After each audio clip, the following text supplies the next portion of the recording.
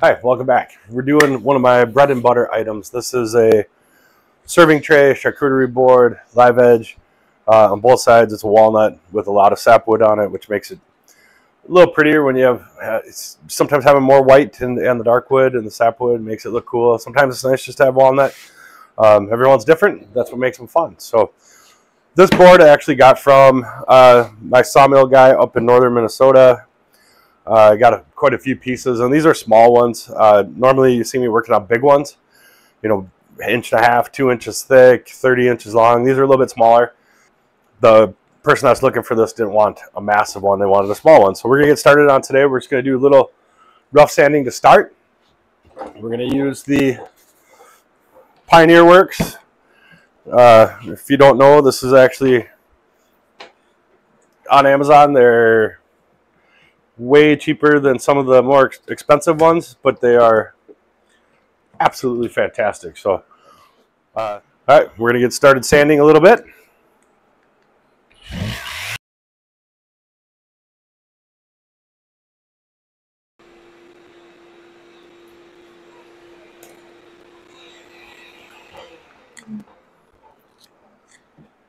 Okay, that was just a little rough sand, just to get her smooth. I'm going to do the same on the back here.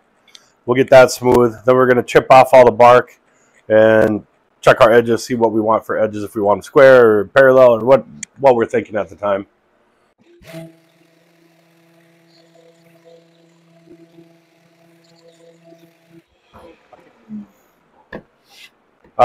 These pieces came actually pretty flattened already from the mill guy. This is something that's almost like you could buy at like a Rockler's or any other woodworking store, and these would be somewhere around $30 to $60 depending on where you go. So this one's actually going to be a little bit easier than some because it came pre-flattened, ready to go. I did not even have to plane this one, so we're going to be good to go. So I'm going to get this on the edge here and chip off all this bark. And I'm just going to use my Harbor Freight big chisel to start. And take off the loose stuff. I'm not going to completely strip it. I'm going to take the loose stuff off and then kind of see where it ends up. I personally kind of like when the edges have a little bit of color to them, like some contrasting the color. But it has to be strong so that it's not going to be a kind of bark that just peels off in a week or two. It's got to be a substantial piece. So, and then even when I do leave some on, when I do the final sanding on it or I do rough sanding on it, anything that's loose is going to pop off, and then we'll kind of reevaluate at that time if it's something we would actually want to clean. So this side, you'll see the bark is already pretty much removed. It's just this little tailing stuff. That's just going to come off with the sander. I think it's probably actually going to clear when I sand it. This side actually still has full bark. Sometimes I leave that on there, but on this particular one, it is not supposed to remain, so we're just going to start trimming it. And if your wood is dried correctly, the bark should kind of fall right off and expose the harder wood.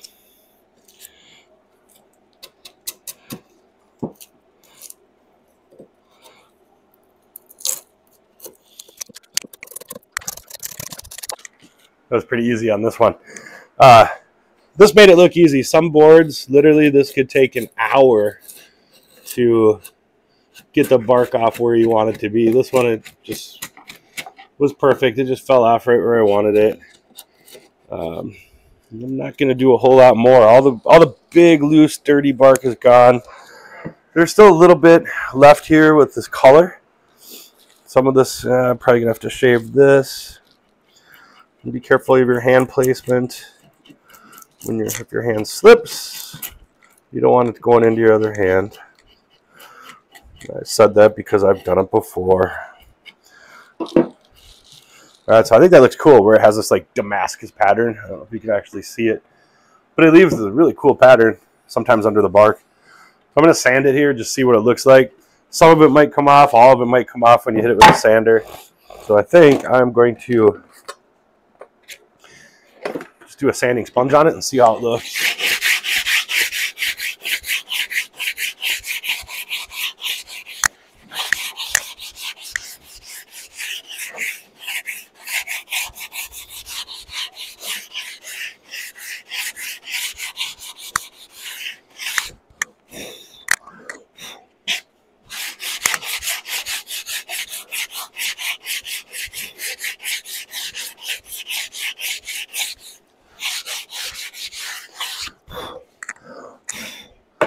So again, I left a lot of this on here, and it looks really cool in my opinion. I got to do a little bit more right in here. It's a little rough to the touch, but hand sand this, and it gives it that cool look. And the thing is, how do you know if you can leave this? Sometimes when you leave this on here, it's super soft and it's punky and it's going to break off or it's going to just not work. This actually feels, and I can dent it, but I think it's going to work. I'll bring her down a little bit more. And I'll get that problem area here, get it all smoothed out.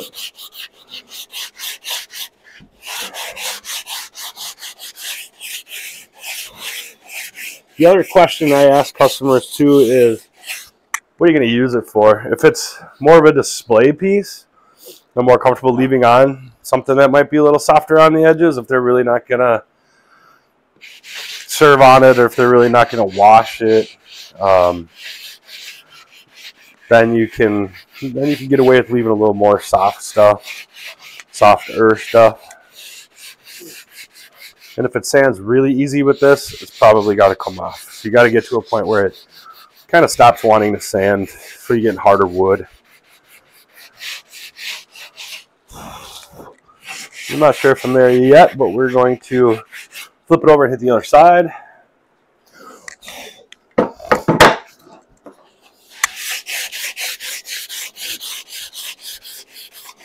I am rounding over the edges just a little bit, taking off the sharp corners if there's any. Don't want anything sharp on here.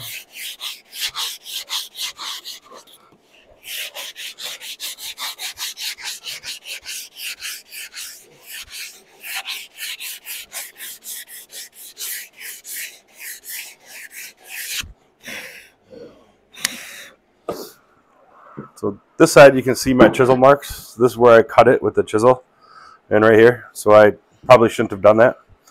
So I'm going to take the power sander to that and just feather it off and see how it looks.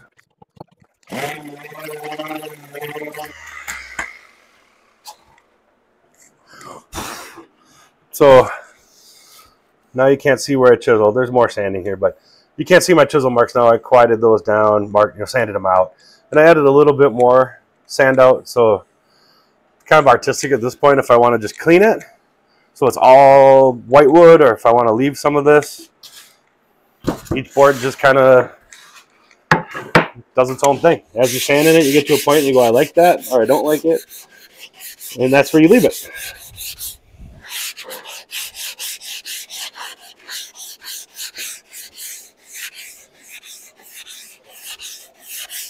If it looks cool, leave it alone. If it doesn't look cool, see if you can make it look cool. Alright. So that's where we're going to leave that for now. So we're in the rough phase here. I'm going to grab a square.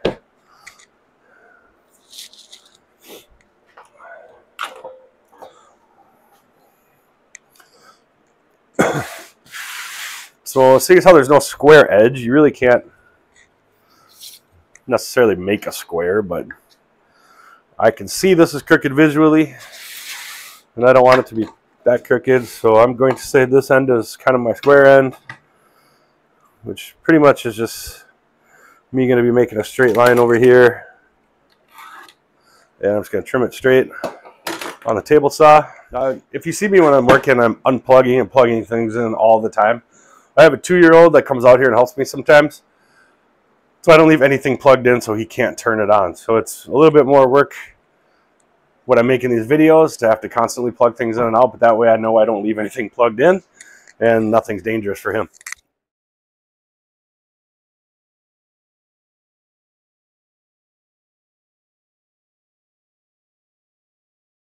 Yeah, that looks pretty good.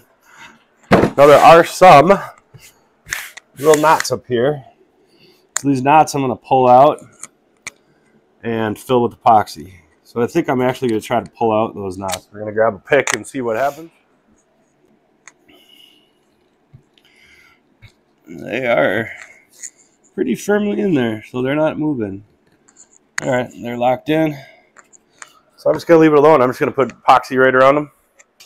As long as they're not loose, they can just stay in there. So we're going to turn this motor switch off, unplug the table saw, and we'll just go back to this guy here and sand down what I just messed up.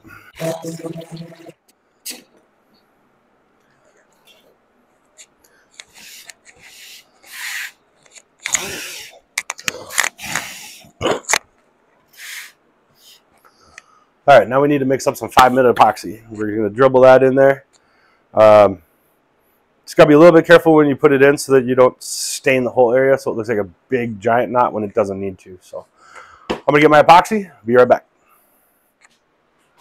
All right, while we're waiting for the epoxy to arrive, we're going to go ahead, flip this over, and do a little light sanding. Clean up the edges a little bit from the saw. Not a lot. Doesn't take a lot off of a good table saw. They should be clean. There's many different ways you can do handles. I like to router in a handle, so it's just got a finger reset. This is only about a 1-inch board, so on my 1.5, 2-inch boards, it's fairly deep. This one can only be, 1/4 of an inch. Is it worth doing that, or should I just put a beveled edge?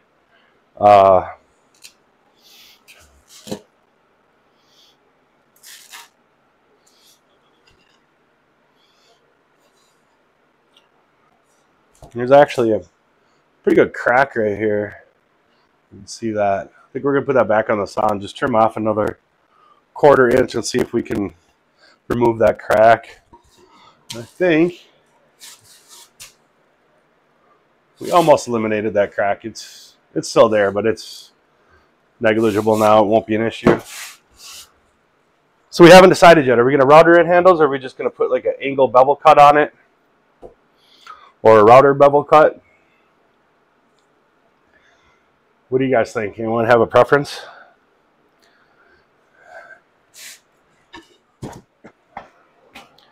I don't know exactly how that's going to work with this thickness of board, but we're going to find out. I'm going to pull my depth gauge up so we're not... All right, I forgot to show you that side. We're going to go to this side. I usually freehand these on the bigger boards. It seems to work okay, but this one is giving me some trouble. So I put a clamp on it, and that's way too far. I don't need to go that far.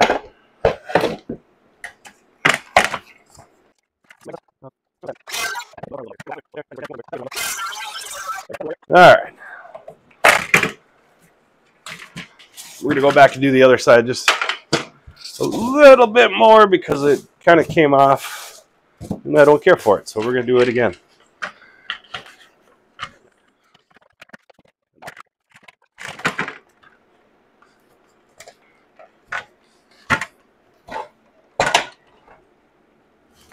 All right.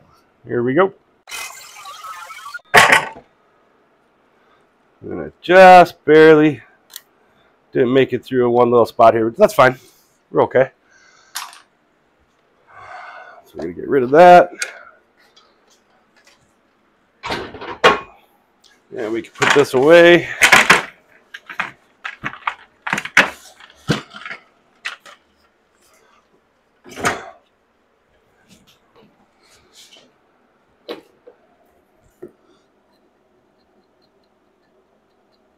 Just barely missed that edge, which is okay because I think we are going to square this off up here and just leave the bevel. So that's my tentative plan. I think we had a little bit.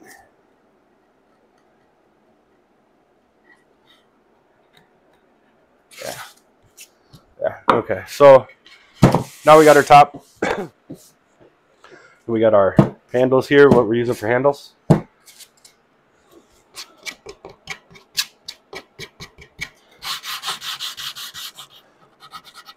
Yeah, we'll get a little light sand going here. Let me make sure my audio's still on. Get a little light sand. Just break those edges a little bit.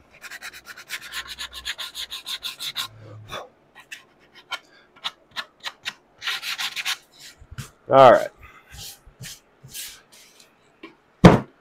Like that.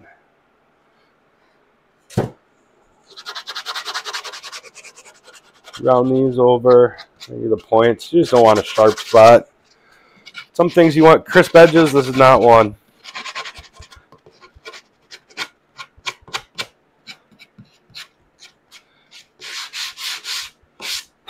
We're going to hand sand these down again on the sides, but so that's the base of the board. We got our handles. Because it's short, it's not going to be that heavy when you load it with food, so this will be fine. We could put feet on it. I usually don't. Some people like feet. I've never been a big fan of putting feet on them, primarily because you can just flip it upside down and cut on this side if you wanted to and leave it scratched up and messed up, and then this would be your serving side.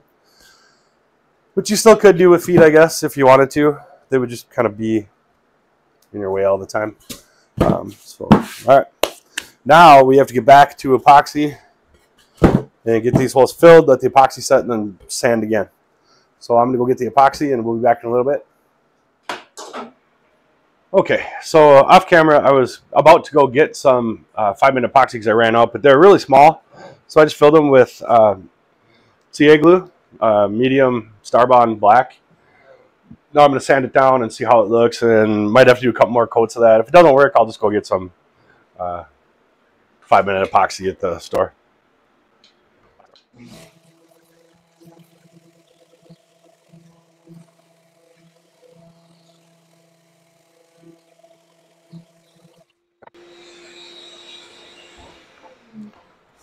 So I did what I said not to do. I let some of the black kind of get off of the knot. It did sand off this time, didn't stain it, but sometimes it will actually stain it really bad. So we just gotta see how this looks real quick. So there's still a little bit of a knot there. There's still a little bit of a hole in the knot. It got filled with sawdust, so you can't really tell, but we're gonna blow that out real quick.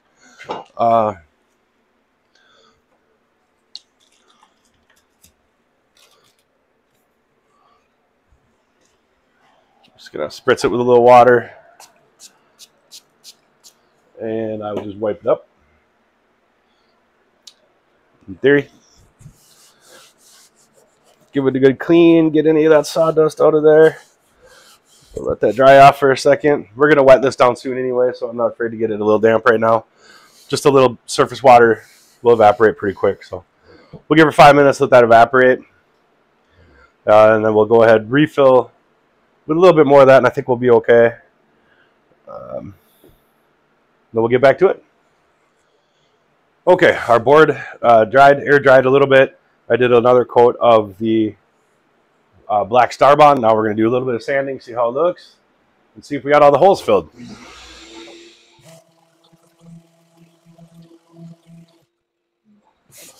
All right, I still feel just a little bit like we need one more coat. So we're going to do one more application of the black CA glue.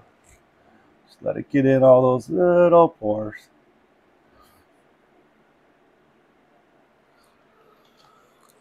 Let that sit for a minute. And we'll hit that with our activator.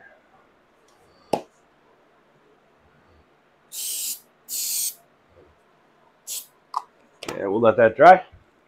Awesome, we're going to let this dry a little bit longer with the activator, even though it was supposed to be instant. I give it a few minutes just to be safe, you know. All right, while that's finishing up, we're going to do a quick commercial break.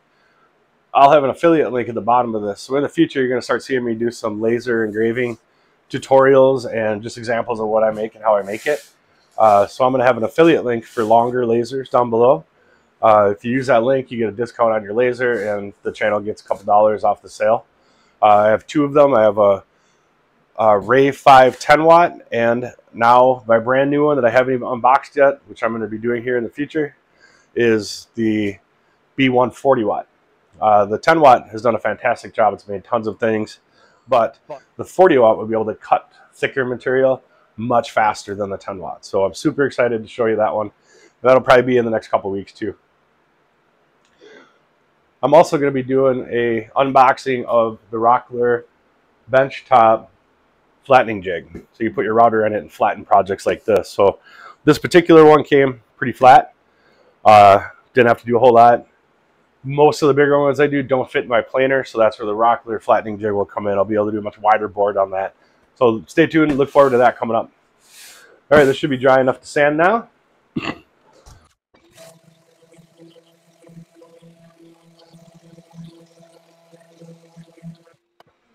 Okay, so those look perfect. They feel flush. No divots, no raises. This is just part of the wood now. So we're going to call that complete. Now we're on to the next fun part, which is more sanding. There we go.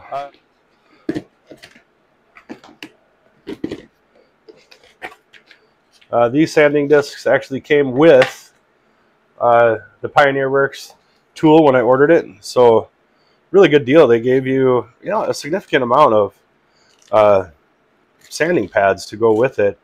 The only downside is I'm probably running low on some of them. So I think I started off with a 40 or 60 grit. Now we're going to go up to 80, then 120. But these discs I came with are fantastic. I can't complain. They gave you a really good assortment to try it out and just make sure you like it. And I do. It's been a great machine. There we go with 80.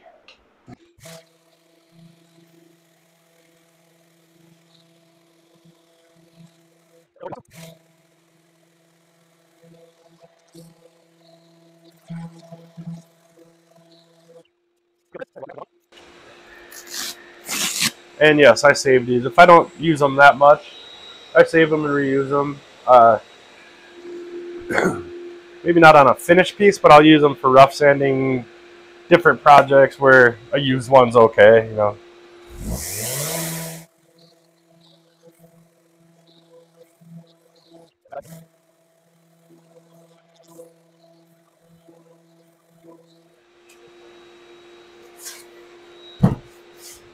Oh yeah, it's feeling nice. Now we're gonna get out our hand sander here. Make sure I have the right grit, and this piece actually doesn't say, which I happen to know what it is, but and I'm going to do a little bit of a fine sand on these edges, just to make everything kind of perfect.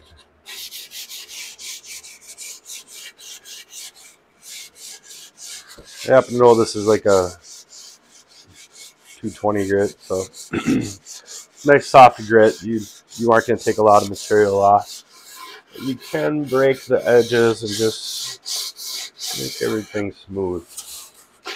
And then we're going to do our ends.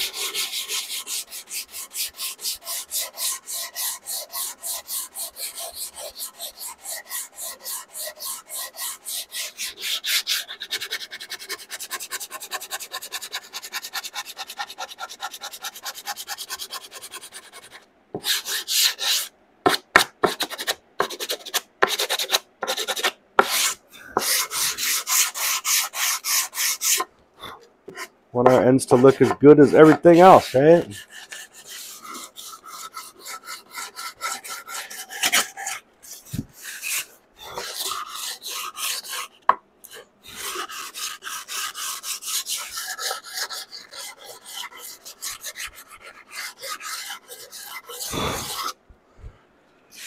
And we have our other end.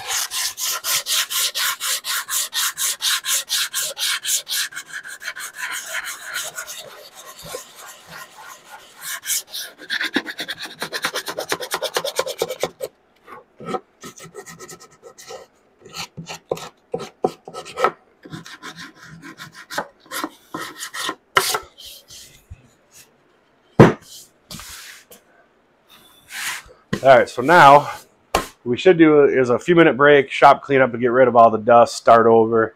We're not going to take that time today. Didn't hurt this 220, so I'm just going to hand 220 to the top.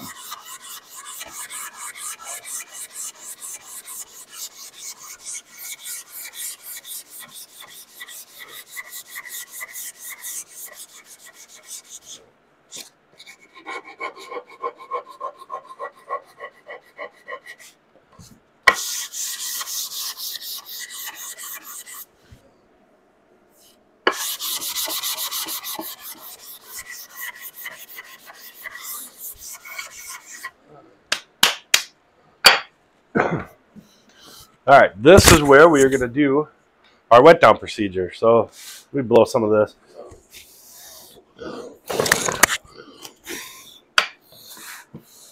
Got to get it good and clean so we don't wreck anything in there. And we just take our distilled water and we spritz the whole piece.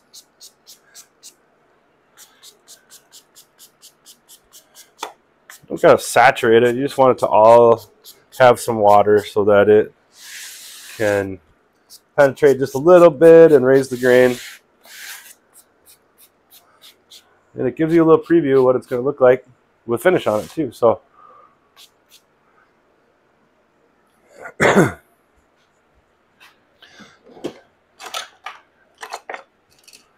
get these little blocks out. We'll stand it up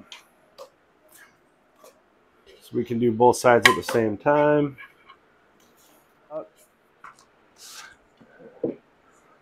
Then we will spritz the top or the bottom also.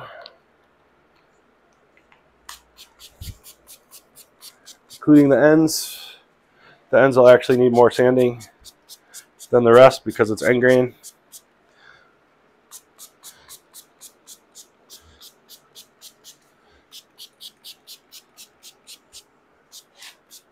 All right.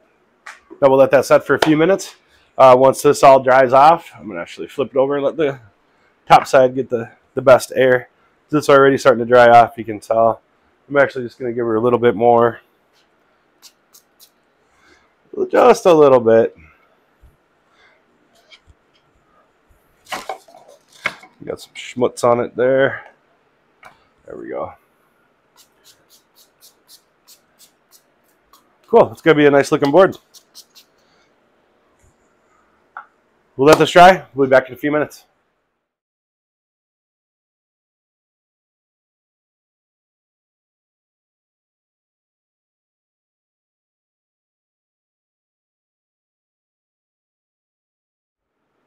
All right. Now we're ready to do our final sand. All the water is dried, so now we are good to do our final sand. It's about 10 o'clock at night. Yeah, my son is sleeping, so I'm just going to be using the hand sander on this.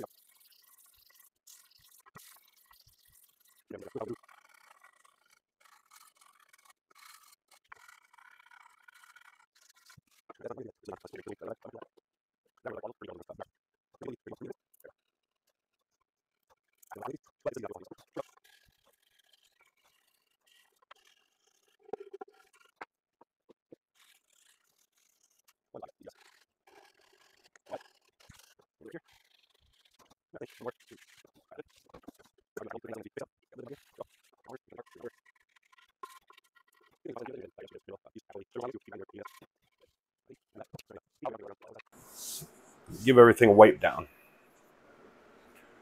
So use a tiny bit of water, literally a tiny bit. Just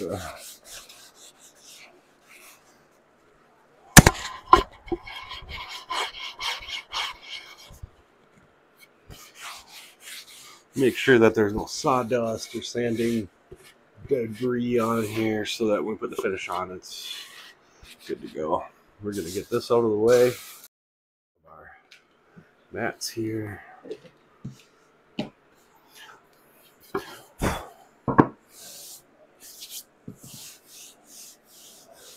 We're going to let it dry just for a few minutes. So while I'm looking at it, right here, this little white dot showed up. I think that might be from where I just sprayed a little bit of water on it.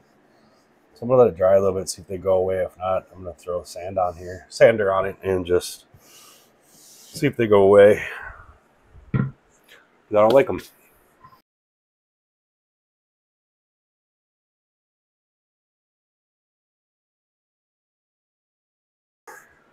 All right, now we're going to get all the mineral oil. I just have a big old jug of mineral oil from Amazon. It's food safe, 100% white mineral oil, food safe. And I recommend using gloves. You don't have to use gloves, but if you get this on your face afterwards, it's mildly annoying. I don't think it'll actually hurt you, but it's just annoying. So this is kind of the fun part. the last part, one of the last steps. This has been sitting around in the shop, so it's all dusty and dirty, what it is. And we'll use a clean one. Actually, I have a application sponge here, and you just take a little bit of the mineral oil and splash it on. There we go. Clean side, and I just wipe her down and let her soak in.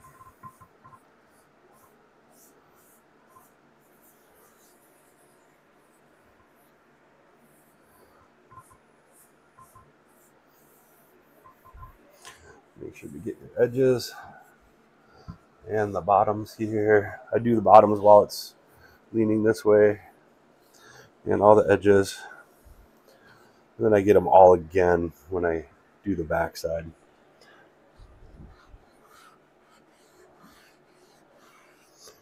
So they kind of get a double coat on the ends and edges.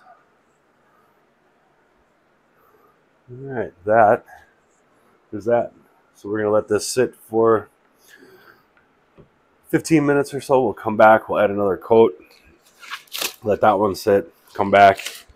See how it looks. Maybe add another coat. Or if it looks like it's saturating pretty good, then we'll move on to the back side, get that done. Then we'll come back after with the beeswax polish. Paste some of that on there and polish it real good. Sometimes I do it with a machine. This is small enough. I'll do it by hand. And once that's done, we let it cure, dry, air dry for 24 to 48 hours, and then it's ready to package up and ship. Okay, so this had a little time to dry. A lot of it is soaked in, so that's great. That's what we want. So we're going to put another coat on it here. Again, rubber gloves, keeps that stuff off your hands. It's food safe, but it is irritating if you don't wear gloves and you get it in your face. So we're just going to give it another little pour, not quite as much as last time because it's already soaking in. That's more than enough. And we'll just give it another coat.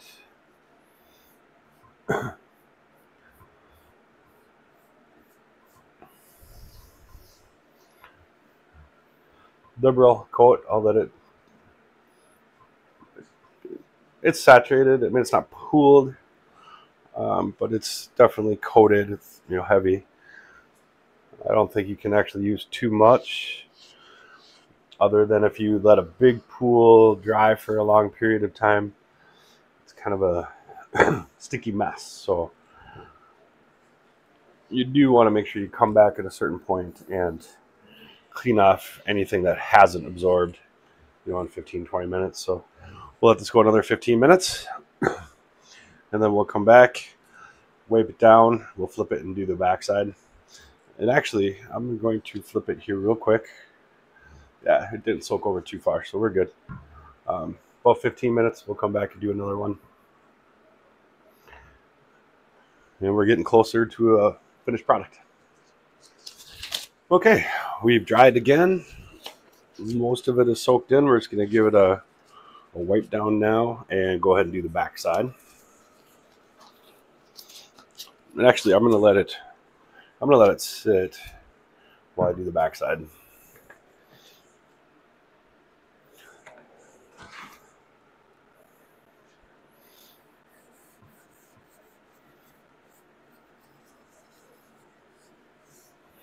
And you do want to make sure you coat the backside as well as the front, because if it gets submerged in water, you want it all sealed with this. So once this is in the pores and you submerge it in water, it'll keep any. If you leave it in water long enough, it'll soak water. But if you just rinse it off, this mineral oil will keep the water from being able to get into the wood. And I guess even if it does, I don't know what would happen. I've never tried it. There, we got a nice coat on the back now. I'm going to let it dry with the top up, just so I don't get any of those little post holes in here. Yeah, I think we're looking good. After this, once it's all dry, then we're going to come back and coat it with beeswax and kind of polish it with beeswax. This one's small enough, I'm going to do it by hand, not with the machine. So we're getting close. All right, it's been one day later. It's all dry, saturated, feels really good to the touch. So now we're going to do the last step. We're just going to polish it with some beeswax. I've used other finishes, Rubio one coat, Rubio monocoat, a couple other different things, but this seems to work really well, and it's easy for other people to do after. So I just recommend they get some of this off Amazon, wherever they want to get it. Just grab a little, oops, and kind of slather it on, and I just hand polish this kind of into place. Just give it a pretty liberal coating, let it sit for a little bit, and then polish it off when you're done.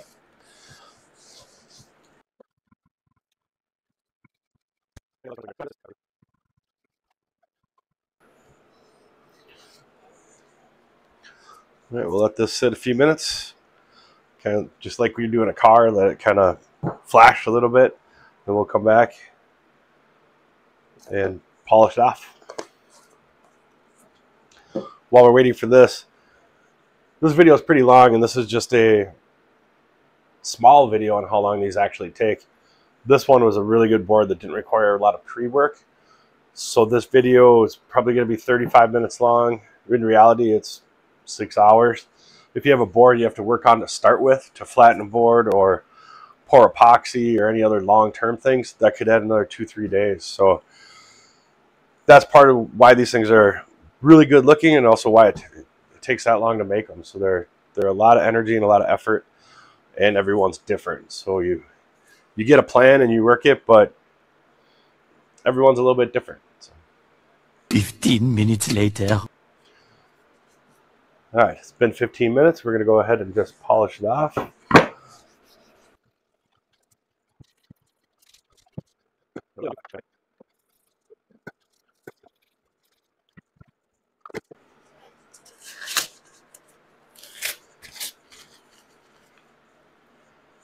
there we go. There's our finished board. We're going to let this sit for another day or two, and then it's ready to package up and ship off. Hope you guys enjoyed it. It was a lot of fun to do, and I got longer, bigger projects coming up, as well as some laser engraving projects that I'm going to show kind of how I lay them out, how the laser engraving software works, and then the actual cutting and the put together of those parts. So it's going to be a great time. Hope you can all join me.